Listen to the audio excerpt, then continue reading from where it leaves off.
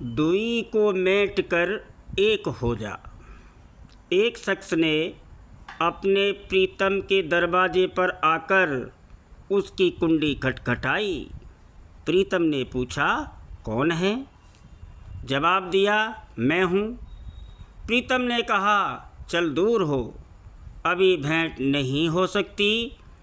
तुझ जैसी कच्ची चीज़ हमारे ग्रहण करने योग्य नहीं। अभी ज़रूरत इस बात की है कि वियोग और विरह की अग्नि में तपाया जाए, ताकि कच्ची जिन्स पककर अंतर और बाहर एक हो जाए। अभी तक तेरी तुई तुझ में से नहीं गई। शोक और दुख की अग्नि देनी चाहिए। यह जवाब सुनकर वह बेचारा चला गया। साल भर तक विरह अग्नि में जल जलाकर पक्का हो गया। तब फिर आया और डरते डरते कुंडी खटखटाई। प्रीतम ने अंदर से आवाज़ दी कि दरवाजे पर कौन है? उत्तर दिया कि प्यारे, तू ही है।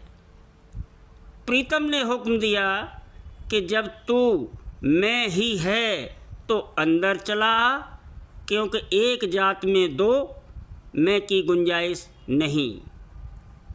जब एक ही हो तो फिर दुई न सिर्फ मिट जाती है, बल्कि मैं और तू का भेद नहीं रहता। हो गए जब एक, फिर कैसी दुई? हे मनी बाकी न बाकी है तुई। मनी मतलब खुद ही आपे अहंकार से है। एक सुई में कब हो दो डोरों की जा जा। तू जो एकता है तो इस सोजन में आ जा।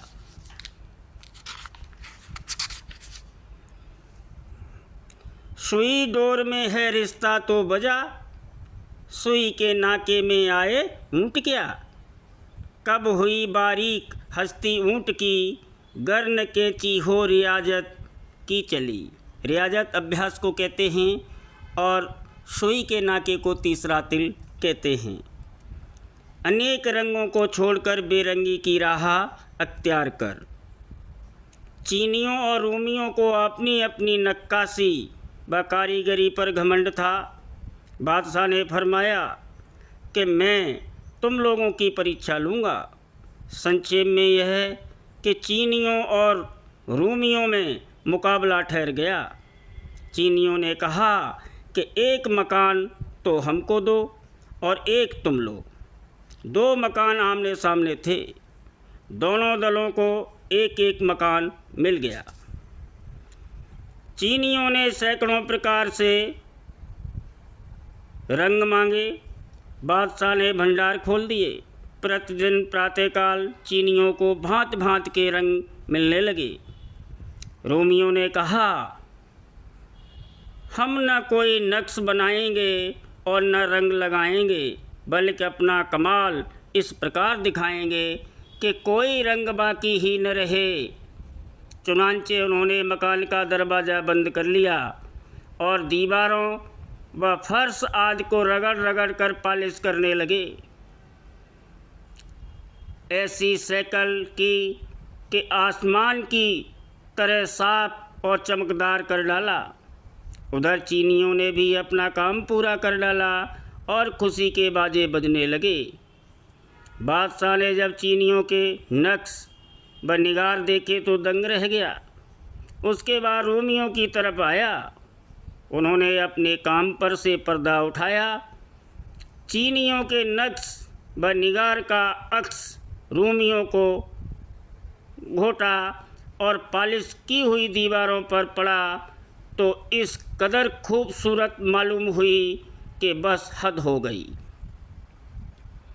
ये परंद जात रूमियों की मिसाल उन सूफियों की सी है जो न तो कोई मजहबी किताबें पढ़े हुए हैं और ना ही कोई दुनियावी इल्म या हुनर रखते हैं। उन्होंने अपने सीने को मांझकर ऐसी शक्ल कर ली है कि काम क्रोध लोभ मोह आदि विकारी अंग निकलकर आईने की तरह साफ सुथरा हो गया है, जिसमें मालिक का तेज चमकता है।